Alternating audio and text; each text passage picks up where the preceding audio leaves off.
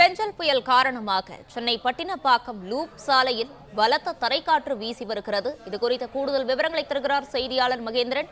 வணக்கம் மகேந்திரன், விவரங்கள் என்ன? பதிவு பண்ணல.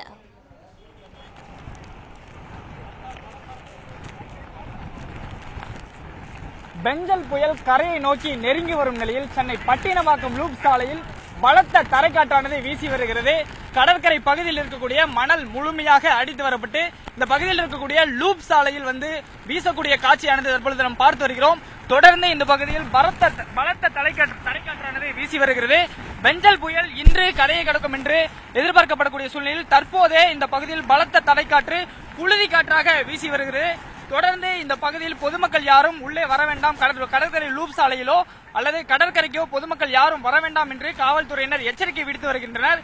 பொதுமக்கள் காவல்துறையின் எச்சரிக்கையும் மீறி உள்ளே வரக்கூடிய ஒரு சிலர் காற்றின் வேகம் தாங்க முடியாமல் திரும்பி செல்கின்றனர். குறிப்பாக இருசக்கர வாகனத்தில் வருபவர்கள் கூட இந்த பகுதியில் இந்த கடற்கரையில் இருந்து அடித்து வரப்பட்ட மணலானது லூப் சாலை முழுவதுமாக நிரம்பி உள்ளது. லூப் சாலையில் பல்வேறு இடங்களிலும் இந்த மணல் நிரம்பியுள்ள நிலையில் நிலை தடுமாறி கீழே வருகின்றனர்.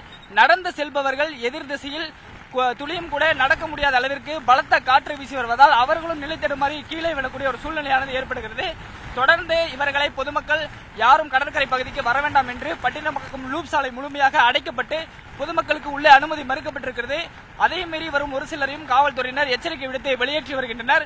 புயல் கரையை கடக்கும் நேரத்தில் மணிக்கு 70 முதல் 80 கிலோமீட்டர் வேகத்தில் காற்று வீசக்கூடும் என வானிலை ஆய்வு மையம் எச்சரித்திருக்கக்கூடிய சூழ்நிலையில் தற்போது பட்டினப்பாக்கத்தில் இந்த பதில் பலத்த தரைக்காற்றானது புழுதி காற்றாக வீசி வருகிறது.